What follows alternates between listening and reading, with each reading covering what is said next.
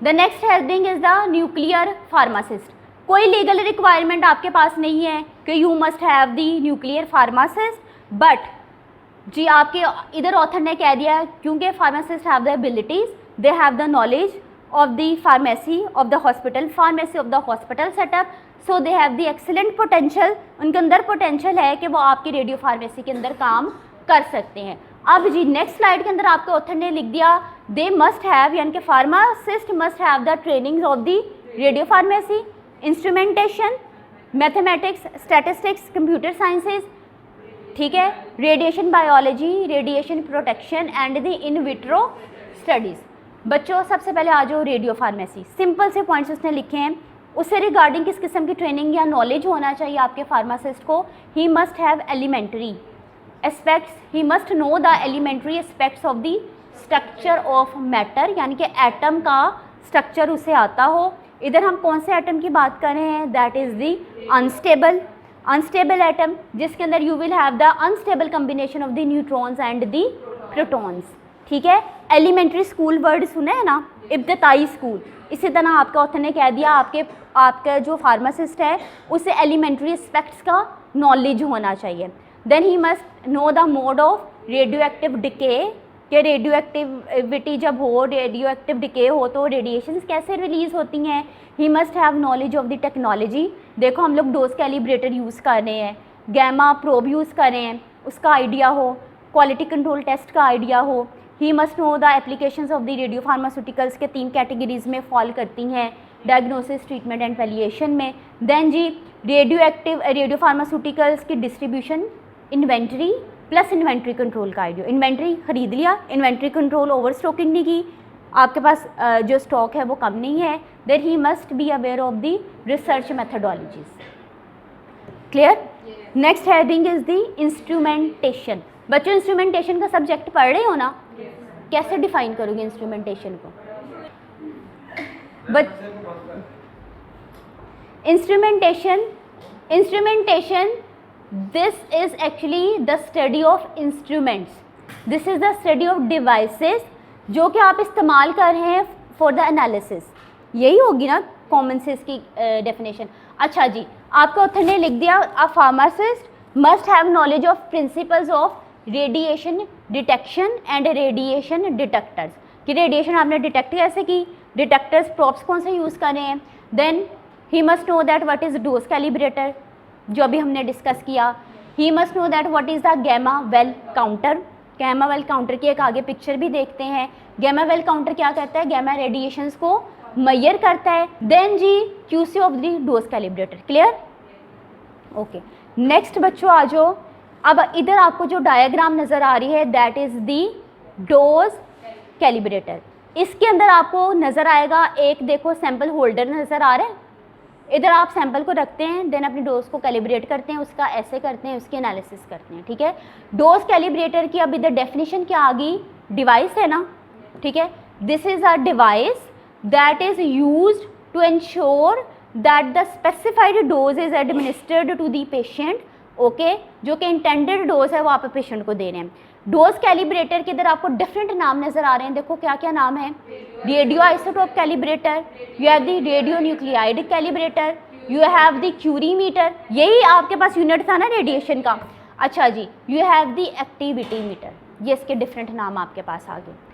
Then जी आप आ जाओ mathematics, statistics, computer sciences. भाई इमेज आया है, प्रॉब ने इमेज लिया है, कैमरे ने डिटेक्ट किया है, मॉनिटर के ऊपर इमेज बना है, रिजल्ट्स आए हैं, उनकी एनालिसिस आपने करनी है। आपको यू मस्ट नो कि कंप्यूटर कैसे काम करता है, स्टैटिस्टिक्स क्या हैं, कैलकुलेशंस करनी है, आपको मैथमेटिक्स भी आनी चाहिए। इधर आपके ऑथर ने कह दिया you must know the fundamental concepts of these 3 different terminologies, ठीक है। देन उसने कह दिया the pharmacist must know that what is the compartmental analysis, दूसरा वर्ड लिखे and what are the mathematical models of the physiological system. Compartments पढ़ते आए हो ना बायोफार्मास्यूटिक्स में भी।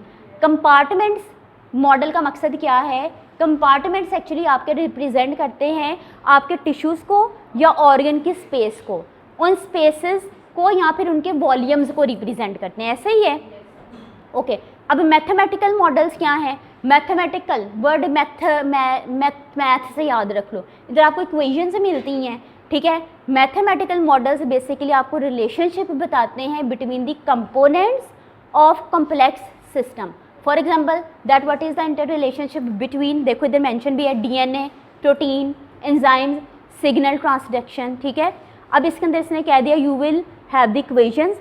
तो अगर आपके पास मॉडल्स आ जाते हैं, फार्मासिस्ट मस्ट नो कि ज़ाहिर आपकी ड्रग बॉडी के अंदर जा रही है, कंपार्टमेंट्स के अंदर जा रही है, तो आपको ये इस तरह से डोज की एनालिसिस करनी पड़ेगी विद इन दी बॉडी, ठीक है।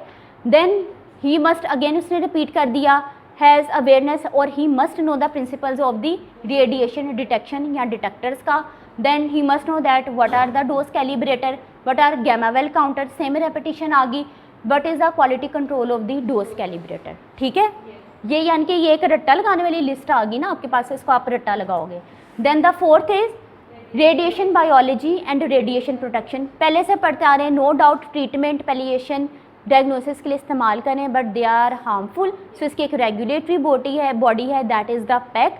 तो यू मस्ट नो कि इसकी सेफ हैंडलिंग करनी है, you must know that what are the PPE, personal protective equipments for that, okay. आपको इसकी प्रोडक्शन का सारा प्रिंसिपल आना चाहिए, फॉर्मुलेशन पता होना चाहिए कैसे बनानी है, क्वालिटी कंट्रोल टेस्ट कैसे करने हैं, you must know the kinetics of the radiopharmaceuticals, okay.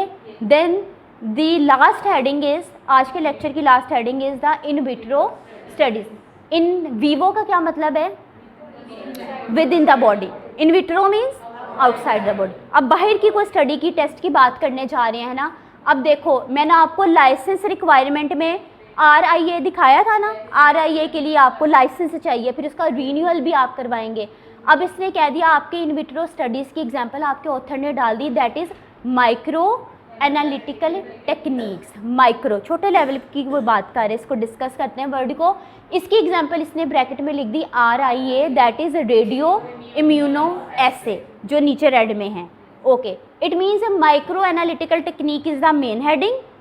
उसकी example is the radio immuno एसे।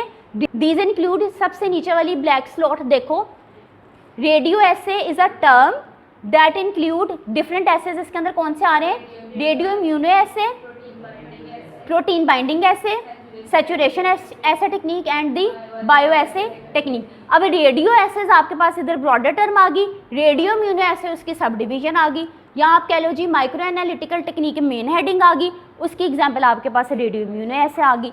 अब ये जो है माइक्रो एनालिसिस है क्या चीज़? माइक्रो, थोड़ी डोज की बात कर रहे हैं।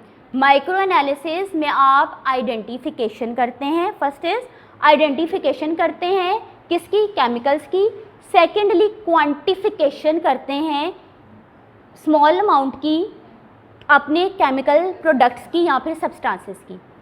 क्या क्या करते हैं माइक्रो एनालिसिस में? Identification and the quantification. कितनी डोज की? That is at the smaller dose, okay. अब जी what is RIA in nuclear medicine? भाई डेफिनेट सी बात है, अभी हम लोगों ने पढ़ा this is the micro analytical technique. इस टेक्निक में जी आप लोगों ने क्या करना है, आप जो अपना टेस्ट सब्सटेंस यूज़ कर रहे हैं that is the radio active isotope या radio nuclide, that is used for the detection या presence of the bacterias या foreign substances, bacterias, parasites, antigens, देखो लिखा है antibodies या hepatitis B, and this is the technique that is used to measure the concentration of the required substances, hormones, drugs, vitamins in the biological fluids, ठीक है। तो radio immuno एसे में सबसे पहले आप क्या करते हैं? You will do the detection, you will do the quantification, ठीक है। वही बात आ गई ना, आइडेंटिफिकेशन क्वांटिफिकेशन। देन जो आप एक और चीज़ उसने एडिशन कर दिया, यू विल डिटेक्ट क्या आइदर कोई फॉरेन सब्सटेंस तो नहीं प्रेजेंट है आपके सैंपल के अंदर, क्लियर। सो बच्चों ये आपके पास जी नेक्स्ट में इसने लिख दिया पॉइंट 5 में इन विट्रो स्टडीज़ में कि you must have knowledge of basic binding capacity studies, यानी कि रिसेप्टर एसेज आपको आने चाहिए, ओके। ये 5 पॉइंट्स आज के लेक्चर में थे। अभी भी आपके पास डिफरेंट हेडिंग्स हैं जिसको आगे जाके पढ़ेंगे, ठीक है।